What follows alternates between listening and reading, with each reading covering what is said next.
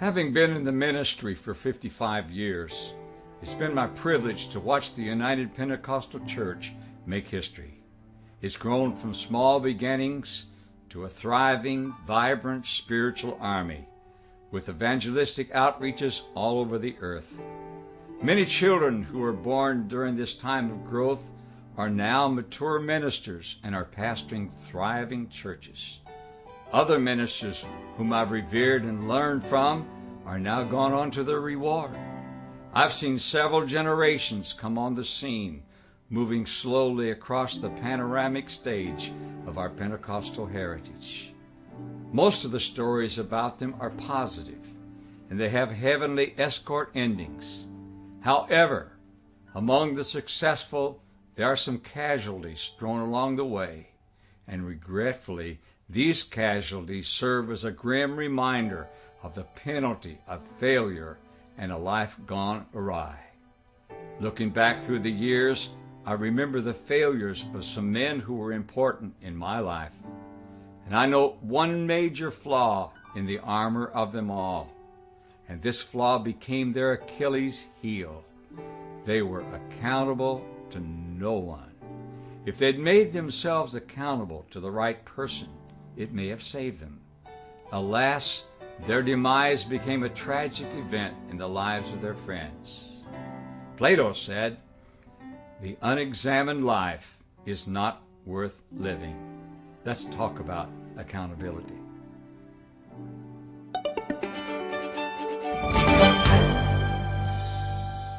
This lesson is about accountability. And we ask the question, well, what is accountability? The Apostle Paul wrote to the Romans in Romans 14 and 12, said, "So then every one of us shall give account of himself to God." So eventually everyone will have to be accountable for what they have done on this earth. Webster's dictionary describes accountability as the quality of state or being accountable, especially a willingness to accept responsibility for one's actions. That's quite a statement. To be accountable is to render yourself answerable to qualified people in the key areas of your life. These qualified individuals should be of the same gender as the person who is making themselves accountable. They should mentor, counsel, correct with complete openness and honesty, men looking each other in the eye with openness and honesty and discussing their lives with each other. This is accountability. True accountability calls for a high standard of moral and ethical excellence, and these are things that we should seek in our life. We should always seek to improve. Whatever we do, we should try to do it better. That way we will not stalemate. When we ever reach the top of the mountain, there's nowhere to go but down, and so we keep striving and we keep climbing. To be accountable to someone means that you set in confidence, and that's someone you just openly and confidently discuss your life. And you're ready after discussing your life to accept guidance and direction from that person. That's a part of accountability. To be accountable is to appoint a spiritual director of your life. This requires a teachable spirit and a total honesty and complete trust. These things are essential in accountability. The process of accountability involves dedicated commitment and effective communication, constantly on a regular basis communicating. Accountability develops a growth process which will in time cause others to be accountable to you, especially in the area of leadership. And in this area, you would reap what you sowed. Accountability is not a support therapy. It's not where you go with each other and you tell each other your troubles and you cry on each other's shoulders, but is men getting together for the purpose of probing thoughts and desires which might be detrimental to Christian development. And these are the things we want to do. We do want to develop our walk with God. Accountability doesn't allow for excuses. You see, people who make excuses never stop making them. People who make excuses get to where they expect you to believe them. And people who make excuses seldom change. But excuses are roadblocks to real performance. You want to do something for God, don't make an excuse. Make an attempt. Sometimes in that attempt, you won't succeed. But it's better to fail trying than not to try at all. Accountability is a binding relationship from which strength for righteous living is drawn, helping each other. It is designed to deal with the human struggles that are detrimental to holiness in your daily lifestyle. That's what accountability is. Accountability creates an environment that's conducive to spiritual, personal disciplines and maturity. That's accountability. Accountability helps maintain a focus on vows of integrity, ideas and values that are pertinent to wholesome living. All of these things are enforced in accountability. And we have made those vows. We made a vow. If you're a man, you made a vow to the woman you married. If you're a woman, you made a vow to the man you married to love until death do us part. We made vows to God when we asked Him to forgive us of our sins. When He gave us a call into the ministry, we made another promise to do whatever He asked us to do. And accountability brings us into focus, not only to remember, but to keep those vows that we made to God. And then we ask the question, well, who should be accountable? Who is it? And the truth, of course, is everyone. People who aspire to reach their full potential.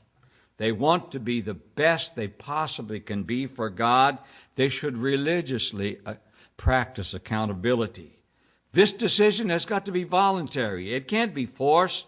It's got to be deliberate. It's got to be something that an individual wants. If you try to force it, it won't work. You have to desire it. A person has to say, I have something very precious from God. I want to guard that. I am a human being. I have all the natural feelings that any human being would have.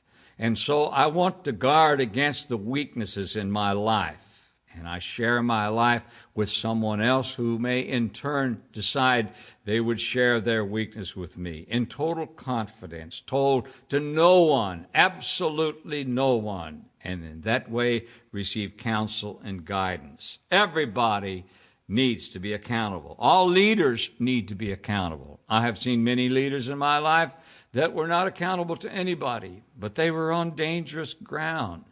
But leaders need to be accountable. First of all, they're accountable to God, and that's all right. But we also need somebody on this earth that we're accountable to. Because when we do or say or act in some way that's not pleasing to God, God's not going to speak out of heaven with a voice and say, you did wrong. But when we share our faults and failures and weaknesses with other people, they can see those faults and failures and they can give us good advice. Leaders need to be accountable to the people they lead. A pastor, an associate pastor, an assistant pastor, secretaries, whoever it is, the people we lead and that are under us, we should be accountable to them. We also, as leaders, should be accountable to those who are over us in the chain of command. It's impossible for us to stabilize ourselves without having somebody in our life to help us. You see, power tends to corrupt. So leaders become a special target for Satan, particularly in the area of accountability. It's easy to get into a position of leadership where people respect you to the extent they won't ask you questions that people need to ask. And so Satan makes a strong attempt to seduce these leaders and make them think they don't need anybody.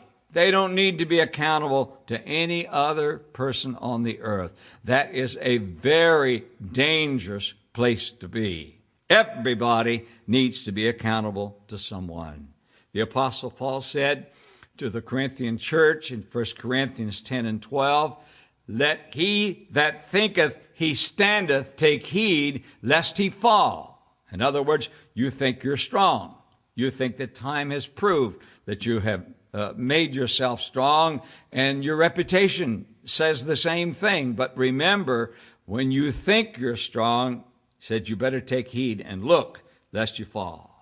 In the age of fallen heroes and dishonest leaders, it is of utmost importance that accountability be a virtue that we desire.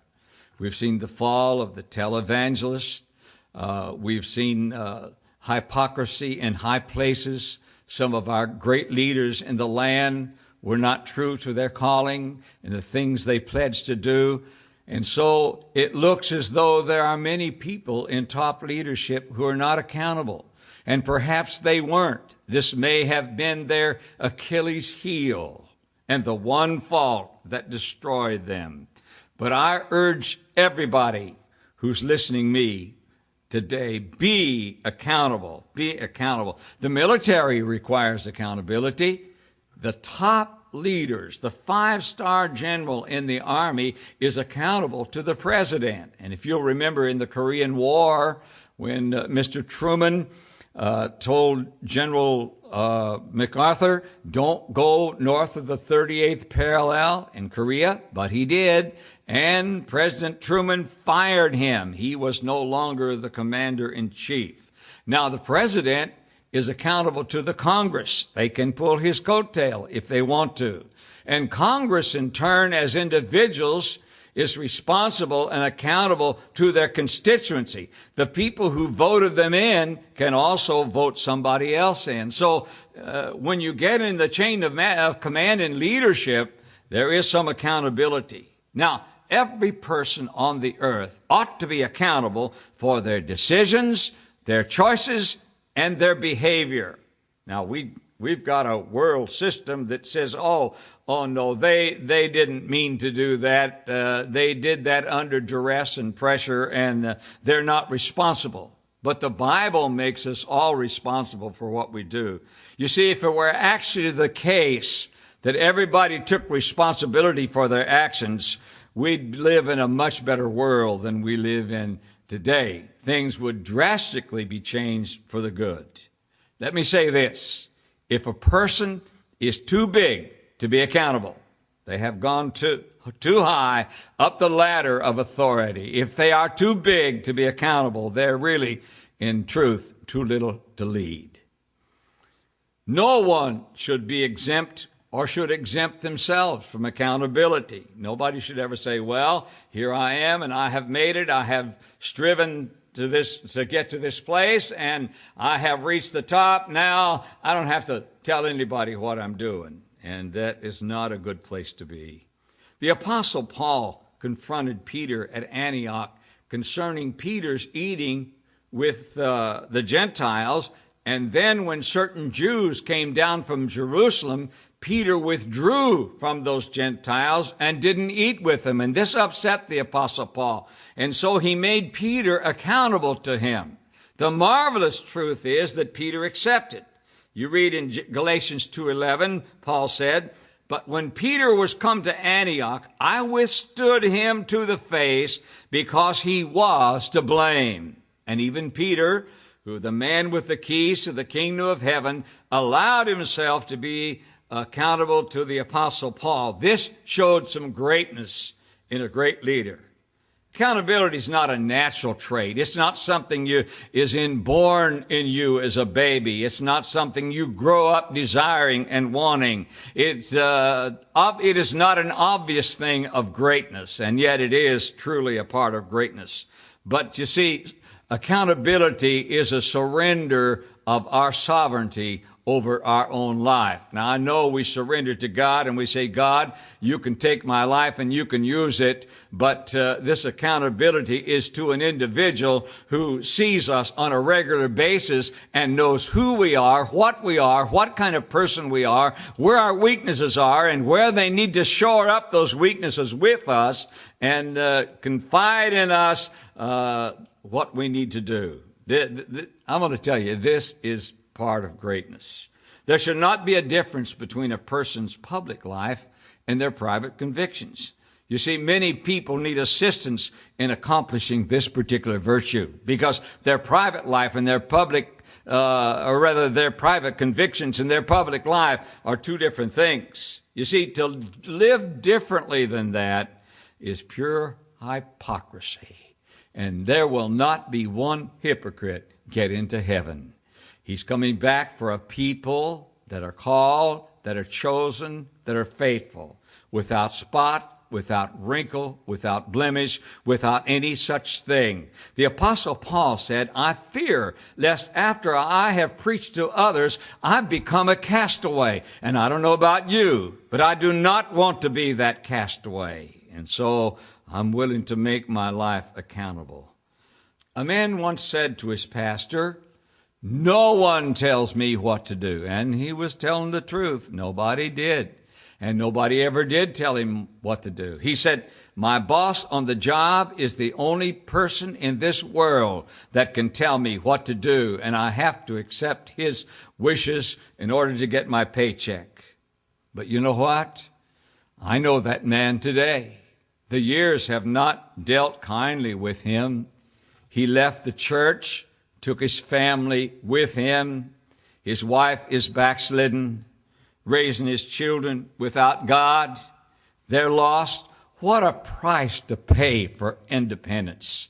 It's not just us. It's the people we affect, the people we lead, the people that we influence. It could be our family. It could be our neighbor. It could be somebody on the job. It could be somebody anywhere that your life is influenced. So it's important that when we walk with God and we make our statement of commitment, that we keep that commitment. And oftentimes we need somebody to help us in this area of accountability. We need to ask ourselves some honest questions about ourselves. When we select the person that we're going to make ourselves accountable to, we need to ask some questions. And let me just name a few of them.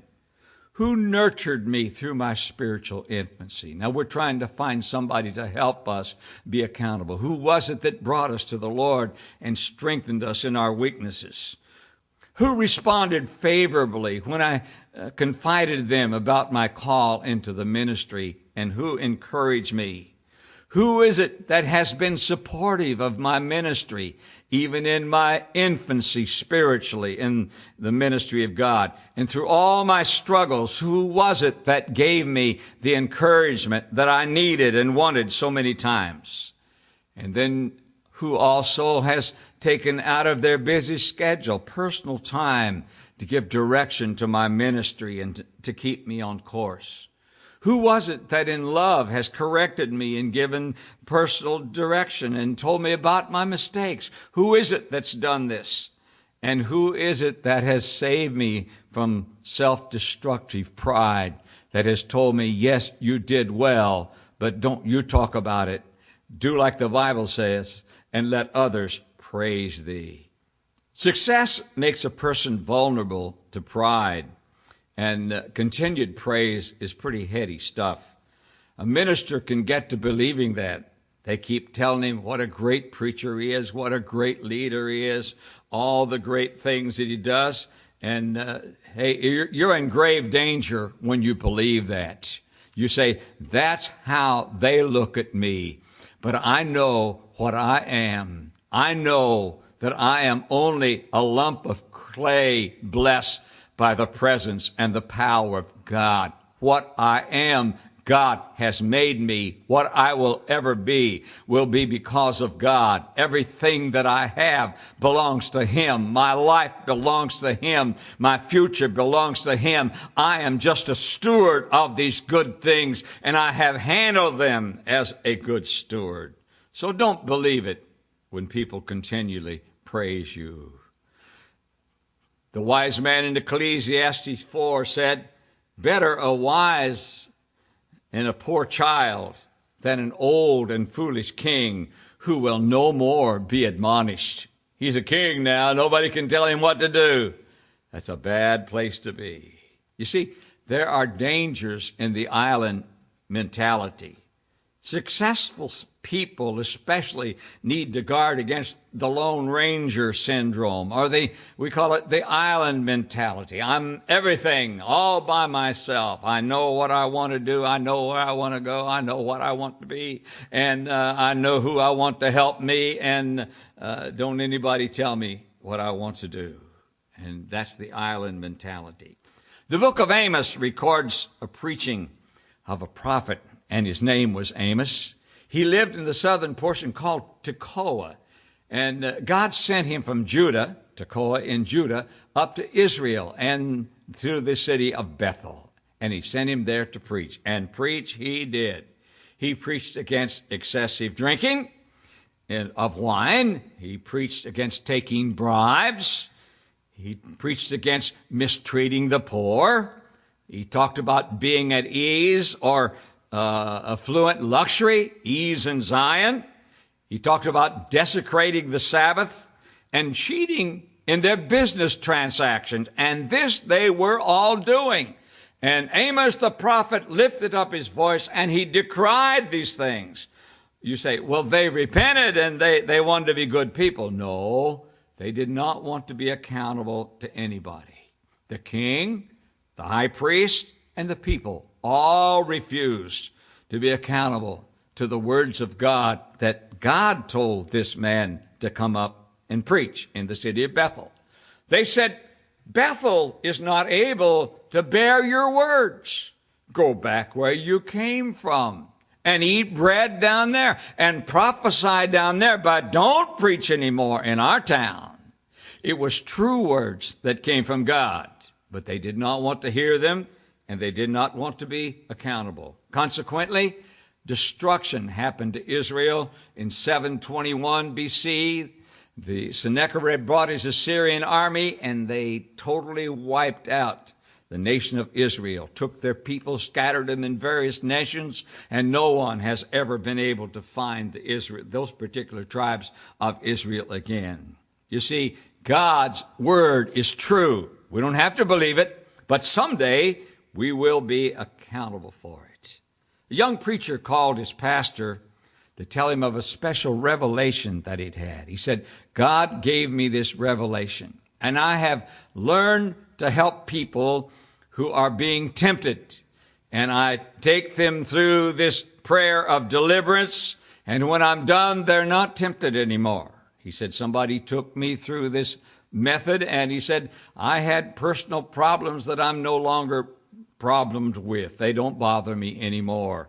And he began to tell this pastor about all of the situations. And the pastor listened very carefully.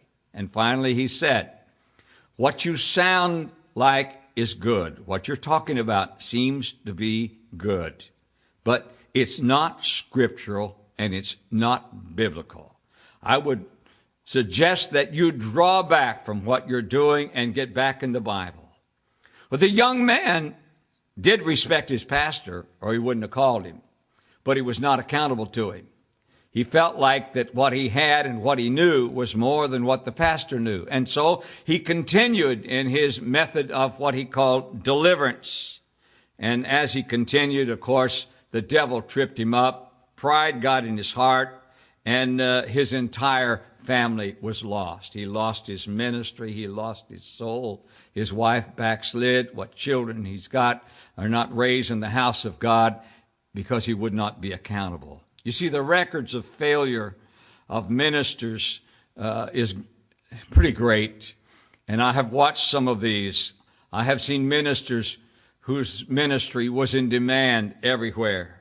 They pastored great churches. They preached great sermons, but they had a weakness, a single weakness. They were not accountable to anybody, and they refused to be accountable to anybody. They were almost as sovereign as God. You see, they modeled their leadership after the island syndrome. And sadly, oh sadly, the words of truth from the mouth of David became a reality in their life. When David said, how are the mighty fallen? It was true in their lives because they practiced the island syndrome. A young minister left his church to begin a home missions church across town. The man had been marvelously delivered from alcohol and from immorality as a new Christian.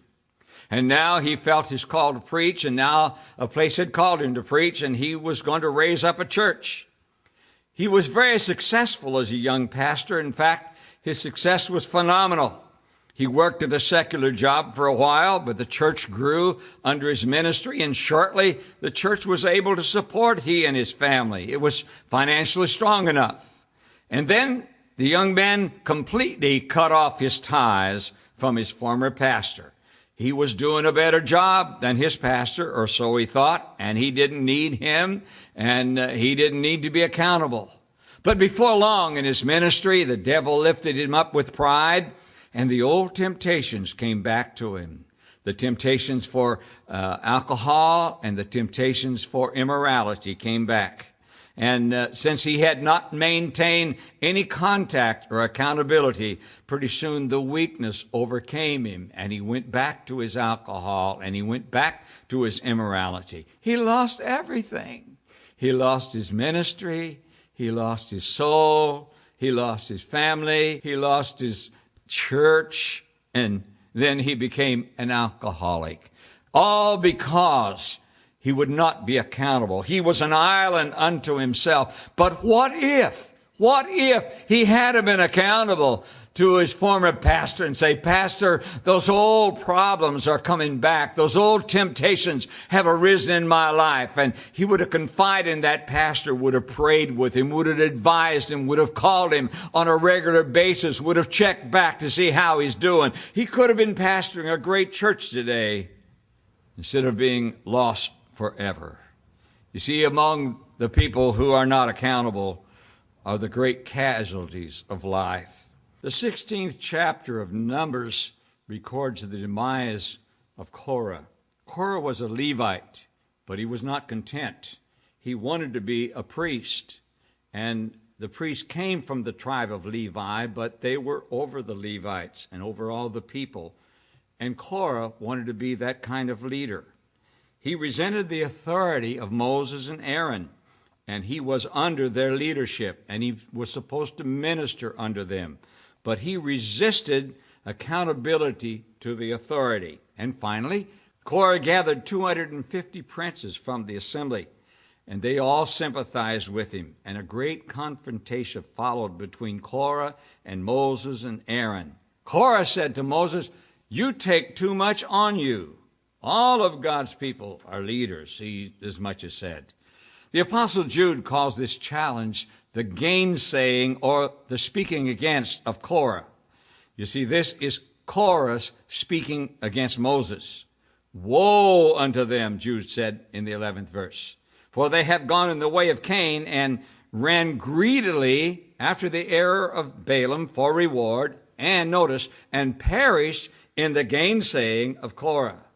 You see, when these opposing sides faced off, God caused the ground to open up and then close again on Korah and every one of his followers.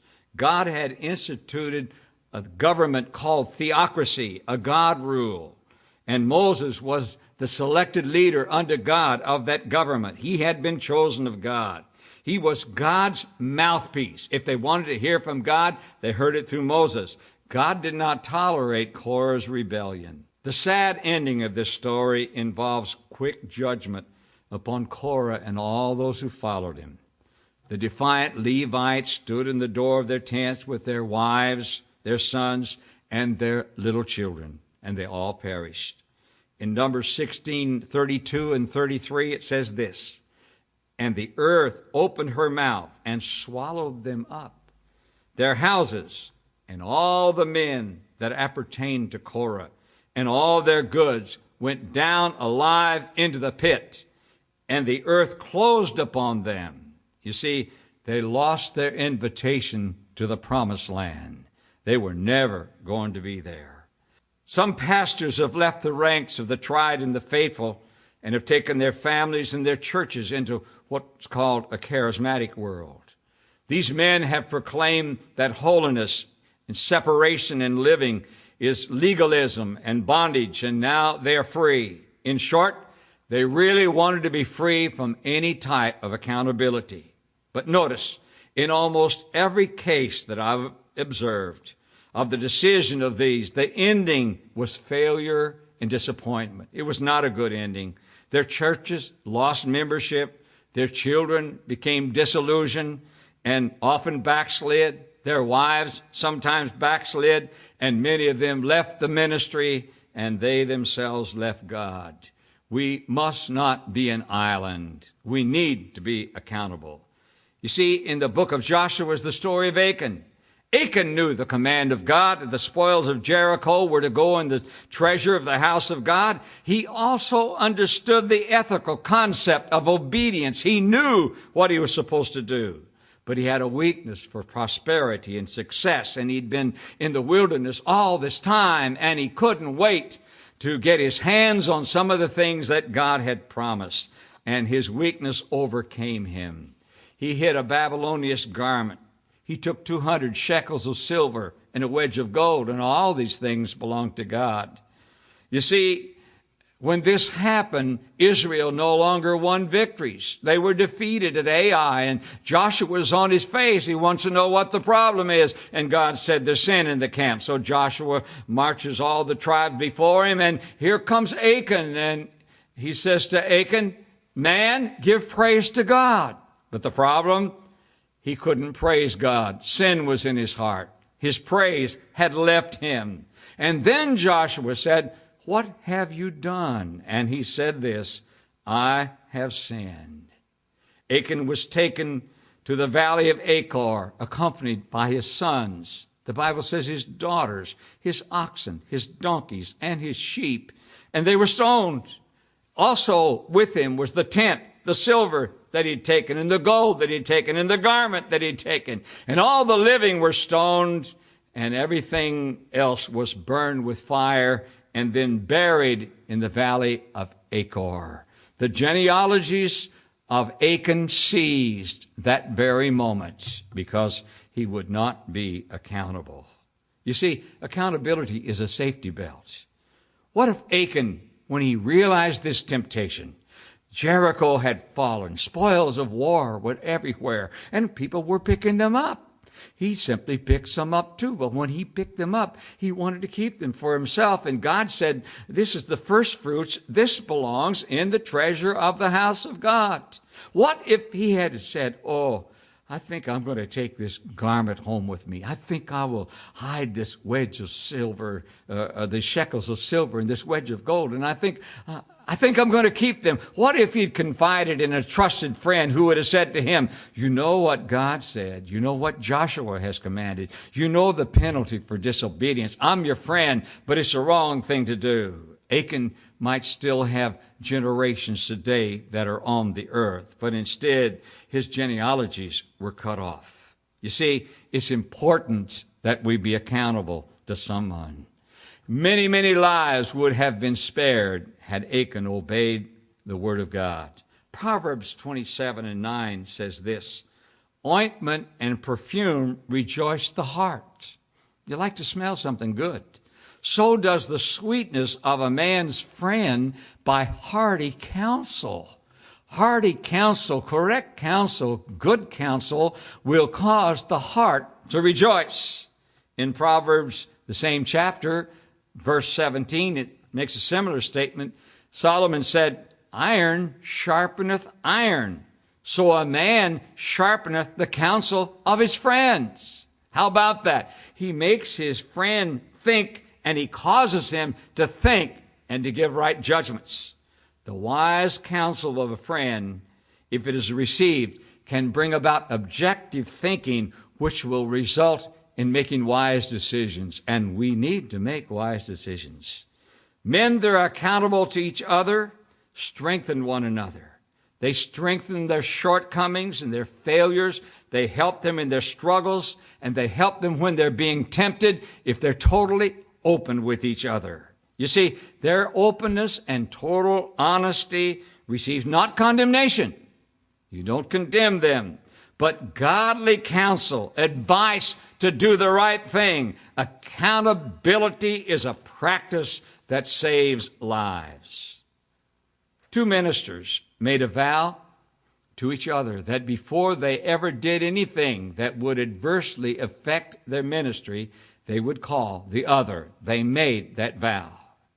One man was asleep in bed, and the phone rang, and it was his friend that each was accountable to the other.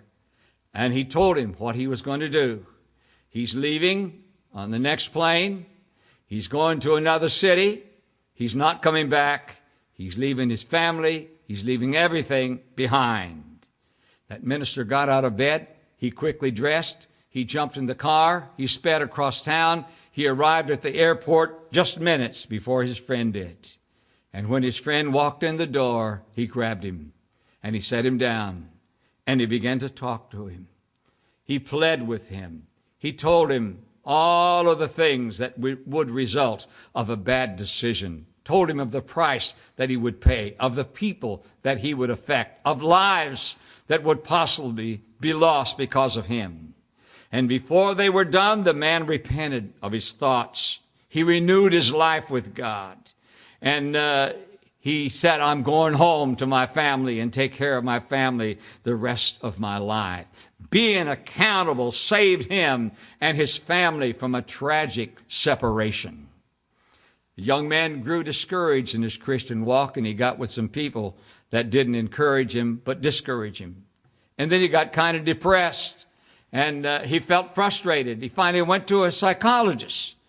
He opened his heart to the psychologist, and the psychologist told him this: what you need to do is go out in the countryside where nobody's around and scream your frustrations and curse. And the man walked in my office. He said, Pastor, I'm here because you're my best friend. And he said, I'm here to tell you goodbye. And he told me the story. I asked him, did you curse? He said, yes, I did. Did you scream? Yes, I did. I said, well, did you feel better? He said, no, I really didn't. But I'm leaving God and I'm leaving the church. And since you've been my best friend, this was an orphan boy. He said, I'm here to tell you goodbye. And I said to him, I was that pastor. I said, called his name, and I said, I am your friend, but I'm not your best friend. Your best friend is right down the hall in that prayer room. And if you're totally honest with me, you will go tell him goodbye before you leave the church. Will you do that? He nodded his head and said he would. And I sat in my office and waited because this needed to be done alone. And moments went by and quite a bit of time went by. And I heard sobs and groanings and prayer come from that prayer room. I sat there and waited probably for an hour. And finally the young man came back to my office. His cheeks were stained with tears. His eyes were red. And he said, Pastor, I could not tell him goodbye. Accountability saved him. Not only saved him, saved his family. He raised his children in the house of God, still lives for God. The young man that he raised and was his son had a call of God on his life. What the difference was made was because of accountability. Accountability. You see, the 70 evangelists that Jesus sent forth came back. And you know what they said? Oh, devils were subject to us. But Jesus, he kind of brought forth the priorities. He said, wait a minute. You can get pride over that. Don't rejoice that devils are subject to you, but rejoice that your name is recorded in the book of life. He is bringing them back to accountability. An outstanding evangelist who had preached all over the world, a man that I know and trust, has made himself accountable to two preachers. He said, I call these preachers on a regular basis, and if I could tell you, and I can't, there are specific things they have told him not to do, and he has followed those instructions explicitly. It is a safety belt for that evangelist because he is outstanding. He preaches in some of our largest churches. Timothy was accountable to the Apostle Paul, And this was evidenced by Paul instructing him. He called him Timothy, my dearly beloved son. Timothy, my own son in the faith. You see, Paul had no reservations about instructing Timothy because he knew that Timothy was accountable. It's possible for members of the opposite gender in the congregation to fall in love with the pastor. And the man of God must live with the knowledge of the vulnerability of some of his constituents. You see, it's of utmost importance that they act properly and protect themselves by always having a third party present when they are in the presence of the opposite sex. And also, it's always good to have their spouse. They should be accountable to their spouse at all times. In addition to whomsoever they have made themselves accountable, they should be accountable to their spouse. Life is made up of things that should cause people to be accountable. Accountability needs some action. A person needs to seek to be accountable in every area of their life. You see, they need to be accountable in their relationship to their pastor, if they are a layman. They need to be accountable to their family in that relationship. People need to be accountable in the handling of financing and finances. They need to be honest. People who work at a job need to be accountable to their employer for the amount and the quality of work they produce. Listen to this one. Hold your seat, fasten your safety belts. They need to be accountable to the use of the internet. I just had a young minister tell me that everything he looks at on the website goes into the computer of a friend, and likewise from the friend to him. Everything they view on their websites go immediately into the computer of the other. That is a safety belt. You see, viewing objectionable objects, we ought to be accountable in these things. And the building of a reputation in the community, the people that we live among should believe in us. And so we should be accountable for taking the opportunity of making decisions. And those decisions that affect our lives and others, we should be accountable for those. We should be accountable for developing proper attitudes and avoid little seedlings of pride and anger and bitterness that can destroy a life. You see, two leaders can make themselves accountable to each other by sharing complete confidence, becoming transparent and vulnerable one to the other. Some of the benefits of this kind of liaison include counsel, affirmation, and encouragement. Accountability involves warnings, corrections, rebukes, and must be received and followed as per the mutual agreement. That's part of it. This kind of practice produces integrity. Is that what you want? Character. That's what we need. And centered on the ethic of personal disciplines. Chuck Swindoll, in his book Rise and Shine, records 7 questions that people who want to make themselves accountable can ask each other. They are: have you been honest in your finances this week? Good question. Have you spent time in daily prayer and Bible reading this week? Have you spent, number 3, have you spent quality time with your family this week? Number 4, have you been involved in any appropriate situations with a member of the opposite sex? Good question. Number 5, have you exposed yourself to any explicit material this week? Number 6, have you lived up to the mandate of your calling this week? And number 7, have you just lied? Good questions. You can say yes or no, or you might elaborate. You're not restricted to yes or no. Good questions. Excellent questions.